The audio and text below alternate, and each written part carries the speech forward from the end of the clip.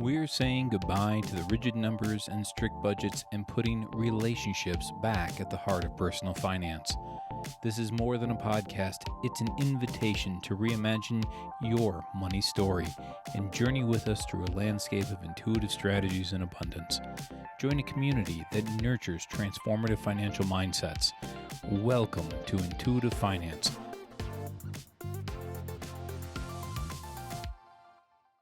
It's 2016, and my wife and I are working on getting our financial house in order. And I've just finished paying bills.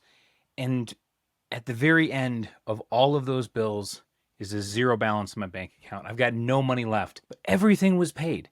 Everything was accounted for, everything was paid, and we're doing pretty good. And I tell my wife, honey, we did it. We made it through the end of the month with our bank account at zero. We didn't go negative this month. Aren't you happy? And she's not. She's in fact sad and upset and forlorn over this entire situation because it's stressful. And internally, I'm like freaking out because why isn't she happy? Didn't she see that I kept the wolves from the door? That with all the extra jobs that I had successfully kept us afloat for just one more month. Why was she not seeing how much I was struggling and yet I was succeeding? How did she not realize that I'm the hero of this story? Ladies and gentlemen, the stories that we tell ourselves about money are huge. They are everything. We're human beings. And one of the things that's true for humans across time, across space, across cultures and geographies is that we tell ourselves stories about everything. We are so ingrained with our stories and our lore and our myth that at the end of the day, an argument can be made that our stories, our myths, our lore is all that matters on a deep emotional and human level. Those stories, in effect, are social programming. This is what the original idea of having myths and oral traditions was. They had morals and lessons that went along with them. These are what helped people and societies stick together, to be able to form a cohesive group, to know the difference between right and wrong. And we have continued that because we're still the same humans built on the same human platforms. Knowing our stories and understanding that these stories are social programming. And when I say social programming, understand that I'm not saying this in a negative context. It just is. This is not a positive or negative. Some social programming is very negative, and some social programming is what keeps society functioning. But knowing where these stories, knowing what stories we've adopted, what stories we've carried through with us, where they come from and who they serve, and keep in mind that the stories that you're carrying along with you might not be your stories and they might not be designed to serve you. But understanding this is a crucial step forward to being able to reimagine them in a way that will serve us. And I'm going to go through today a number of different types of financial stories that people have around their money. But understand, ladies and gentlemen, that we all have one or more of these. And that's okay. On a lot of levels, this is something and a struggle that we have been dealing with since civilization started. I'm not convinced that it was present in a tribal sense, but I am convinced that it is present in a societal and civilization sense. And one thing to note, before we go through these stories, that I really want to emphasize for each and every single one of you is that these stories are rooted in experiences that are very real. Sometimes they're not nearly as real as we want them to be, but they still come from a real experience that's felt on an embodied level. Okay, so let's just get right into it. Here are 5 stories that we carry around our money and how they shape our actions. Number 1 is the ever popular story of scarcity. There is never going to be enough money. I'm never going to have enough. I have to hoard and hold on to every single dollar and every single cent. And at the end of every month, it's just never going to look good. This is a story I hear all the time in my financial coaching practice. And typically, when we dig into the core of these are poverty-based stories. For example, my grandparents, came out of the Great Depression. They were born either in the Great Depression or partway through the Great Depression. Their parents, of course, endured that, educated them, who then educated my parents, who then educated me. And that idea of we're always just one paycheck away from disaster, we're one empty belly away from ruin, was something that was transmitted through. So it really didn't matter for me growing up how successful my family was or how successful I was. I always viewed there never to be enough. And this type of idea leads to a lot of fear-based thinking because what you're afraid of is that you're not going to get your needs met. And so when we talk about the scarcity mindset, the issue with that is the fear-based decision making. Let me give you an example. Sell everything. Oh my God, the stock market has gone down and we're going to lose everything. Sell it all. Well, that's terrible advice. On a mathematical level, on a logical level, when the stock market goes down, stocks are on sale. Why is it that stocks are the one thing we don't want to buy when it's on sale? Wouldn't you want that buying opportunity? But instead, people sell it all, and this undercuts their returns for their retirement. And if I look at my own life, I thankfully, I'm a man of numbers, right? And my wife frequently likes to accuse me of not having emotions when it's stressful. And, and there's some truth to that because when the stock market goes down, my attitude is let's buy more. And that's served me very well. But other people have sold, and that's actually undercut them. And I do have people in my life who are working well into their retirement because they sold everything in 2008 and then they bought it really high again. Another example are the people who say, buy gold, the US dollar is going to crash. Buy crypto, it's the only way to protect against inflation. These are scarcity ideas. These are coming from a scarcity story, the idea that it's never enough and you're just one step from poverty. This manifests either in one of two ways. On one extreme, it's over saving. So these are people who are saving because it's never going to be enough. I actually had a client who came through the coaching practice. He was 32 years old. I sit him down, I look at everything, and he's amazing on paper. He's got a house, but he paid off his mortgage. He's got a car, but he paid off the car payment. He has no debt, and he's sitting at $1.5 million in financial assets at age 32. And I said, dude, what's going on? He's like, I don't have enough, and it's all going to go away someday. So I got to just keep saving now. And I asked him, when will it be enough? He said, well, when I get to 2 million. I said, well, if you didn't save another thing and just let this ride for 5 years, you'll be at 2 million. You don't have to do anything. He said, no, I got to save it. The scarcity story in his mind is encouraging him to save at the expense of his life. He's not living his life. And that's the issue. He's got great habits, but he's stuck in the scarcity story. The flip side of this particular situation are the people who spend every single cent because scarcity is their homeostasis. It's the place where they're comfortable. It's their comfort zone. And this is in part what was happening for me in the story at the top of the episode, where I'm the hero of the story. Because the money's never going to be enough, if I can just get to the end of the month with zero in the bank account and the wolves from the door and all the bills are paid, I'm the hero because it was never going to be enough, but I somehow made it enough. I've watched people take windfalls of cash and just blow it out the windows because they're afraid of not being in that homeostasis state, which for them is scarcity. This is why sometimes I will tell you, you might not be bad with money. You might be addicted to scarcity. Okay, let's go talk about number 2. The second story that I see a lot is the story of self-worth. My worth is determined by how much I earn or how much I have. You have linked your production to your sense of self. This is not a healthy relationship. Wealth and income in this idea, in this story, equate to who you are. And one phrase that is frequently said by people who are in this story is, I am my production. If I am not producing, then who am I? Or I'm not worthy of love until I've produced enough. Self-worth linked into the idea of wealth or income, sometimes both, not always. This leads to an obsession with the bottom line and a lack of an ability to say no.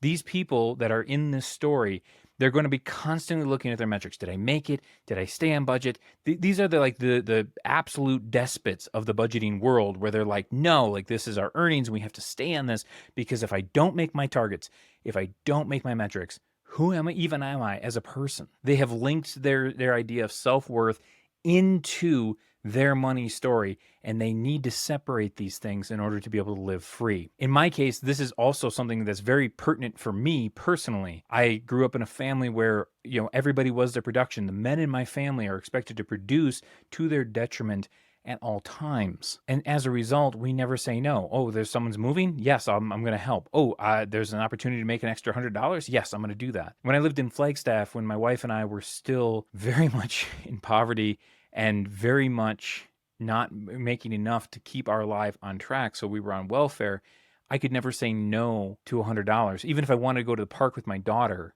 because I'm the papa, I'm the guy in charge, I'm the provider. My self-worth is what I produce for my wife. This is the top of the story why I was so upset when she's not happy that I had produced enough to get us to zero for the month. Didn't she know that I was the hero of that story? Another way that this manifests and this story comes out is people who think, I just need one more. Just that one more thing, and then I'll be happy. Then I'll be complete. I just need to take that one job, get that one more promotion, earn that next $100,000, sack it away, and then I will be complete. But I got to tell you, ladies and gentlemen, most of you are probably nodding along going, oh, I know this guy, and it's never going to be enough. It's never going to actually hit into them enough, because once they have it, it becomes their normal. And they're always striving. They're always producing. They're always looking for the next thing. And I've experienced this in my own life. I lived in Taiwan for 2 years, and that was an amazing experience. But to me now it's normal, and I don't think it was special or amazing that I just picked up my whole life and moved overseas, because everyone I met there had picked up their whole life and moved overseas. All right, story number 3 is the money is evil story. Rich people are greedy and or dishonest. And I'm not going to be dishonest, so I don't need the money. And if I have money, money is a measure of dishonesty. This story, real common. A lot of it will come from this idea of money being the root of all evil. But that idea, that phrase, is a bastardization of what the Bible says about money, which is money is not the root of all evil, but the love of money is the root of all evil. When you value money over people, when you are focused on quarterly returns over employee well-being, when you are focused on your bottom line over the world that your company is starting to create, that is when it becomes evil. But you, my dear listener, working to establish yourself as a wealthy person, working to be able to increase yourself in this world, to have more resources for your family, for your community, for your kids, that's not evil. That, I would say, is an unalloyed good in this world. You deserve to be able to create abundance in your life.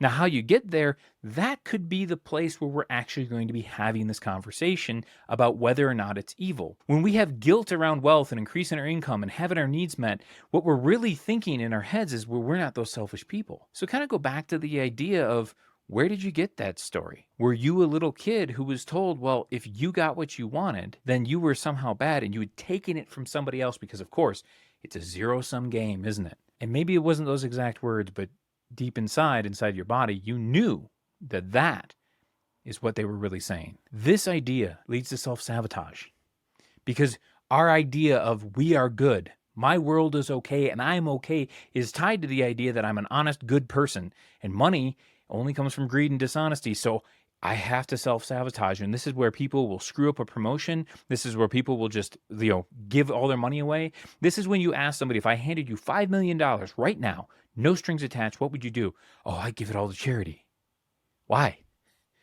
Because if you invested it and created your life, well, how much more impact could you have versus just funding something for maybe a quarter or two? It's incredible what can change in your life once you shift one of these stories, and you're kind of starting to see the framework that's here. Let's get to story 4, avoidance. Oh, money's too complicated. I'll think about it later. I don't like to look at it. It's always fine. There's money in the bank account at the end of every month. I must be doing something right. Avoidance. There's stress in this. There's intimidation in this. This is the people who are like, well, I was bad at math, so clearly I'm bad at money because money's math, right? No, ladies and gentlemen, money is emotional. Money is founded in our stories and how we let those stories make decisions for us. And so if your story is you're bad with money, again, you might not be bad with money, you might be addicted to scarcity, but you also might just be afraid of it. You might have a lot of stress around the arts and crafts of money. How do I budget? How do I have a conversation with my wife? How do I look at what I want? In my case, what does Dylan want? Paint me a picture. Sing me a song that tells me about where you want to get to. But the avoidance story creates fear of making a mistake. And these are the people who are like, I need to have the right crypto strategy. Tell me, educate me.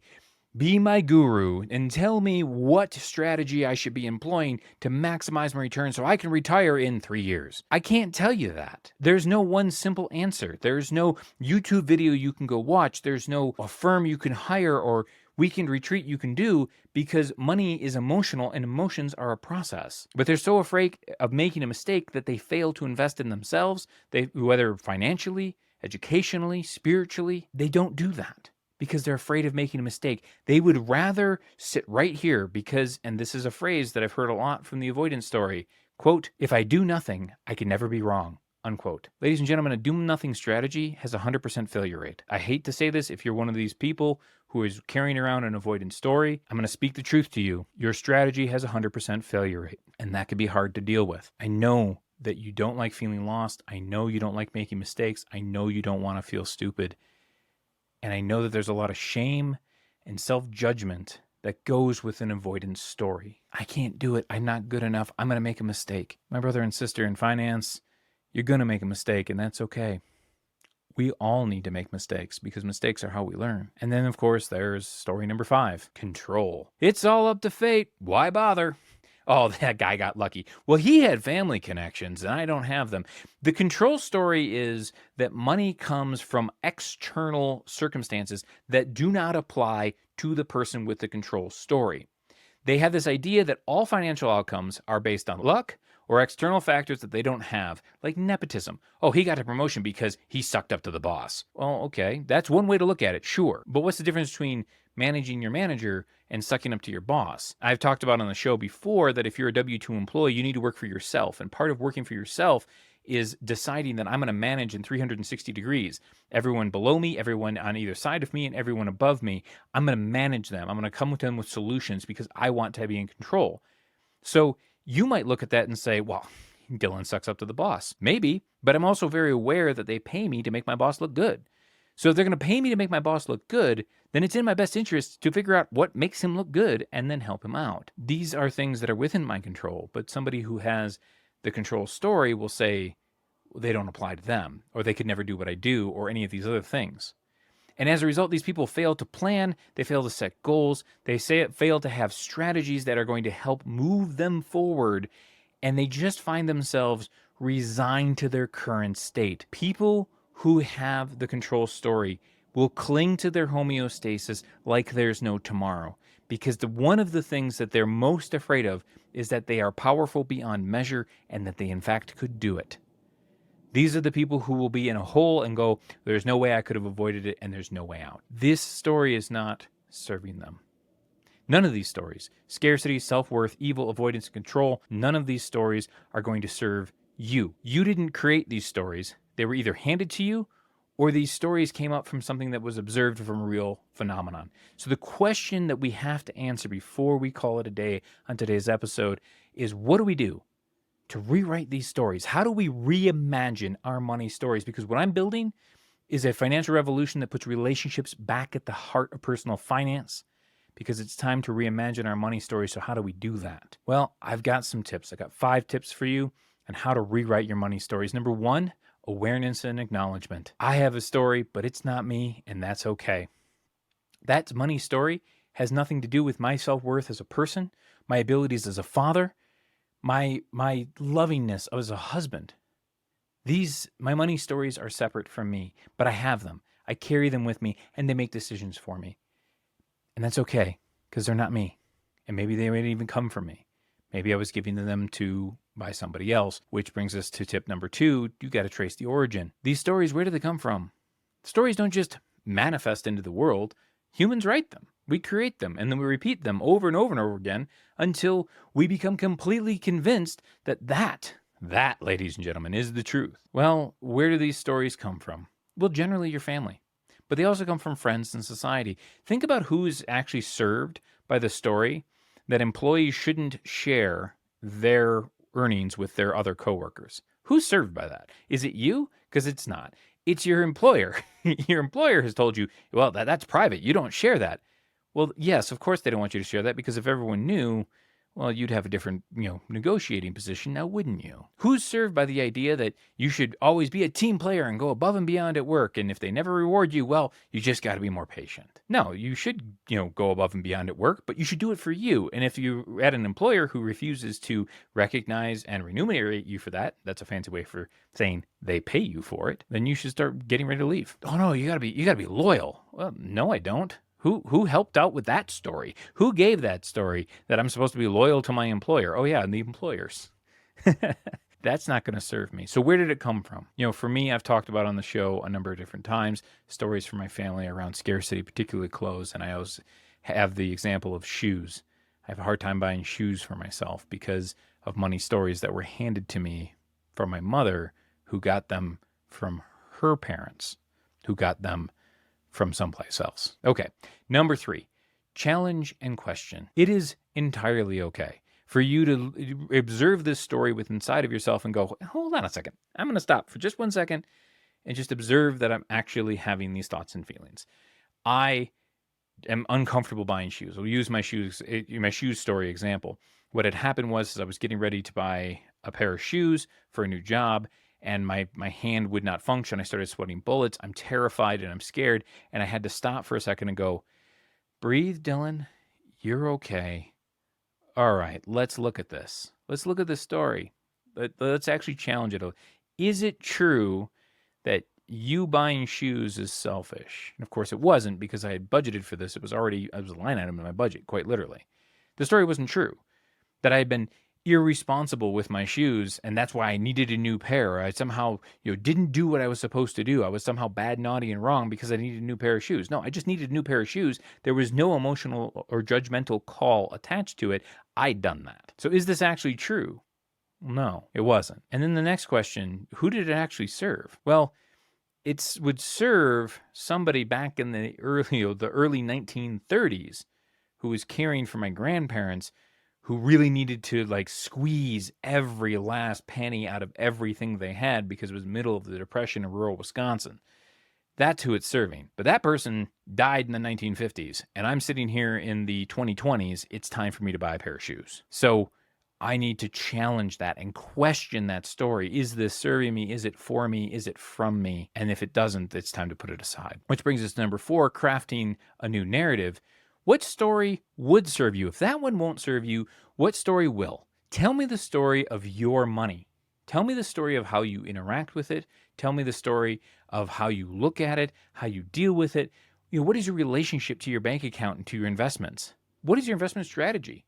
What do you know from a self-knowledge standpoint about what you're going to do when the market goes down? These are all things that you can craft into a narrative, but one that serves you and, quite frankly, serves the current circumstances of the economy, rather than, in my case, something from the 1930s. It's not the 1930s anymore.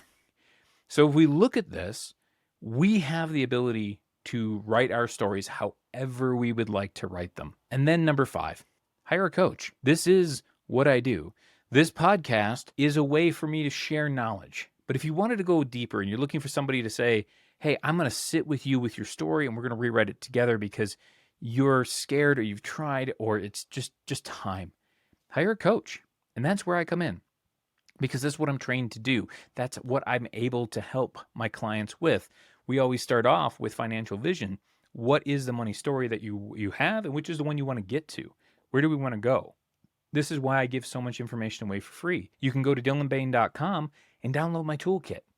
So a little tab right at the top of the website. Download the toolkit, and you can get my budgeting tools, my wealth building tools.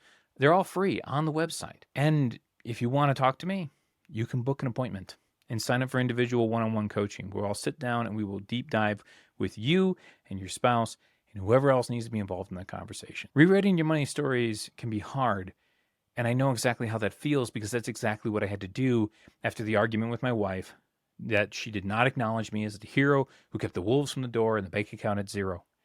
I had to separate myself from the bank account numbers and start looking at myself as the human, the relationship that was underlying all of it. And I can report today, ladies and gentlemen, that it's not easy. It's just worth it, because you can create a holistic relationship with your money and with everyone else that money interacts with.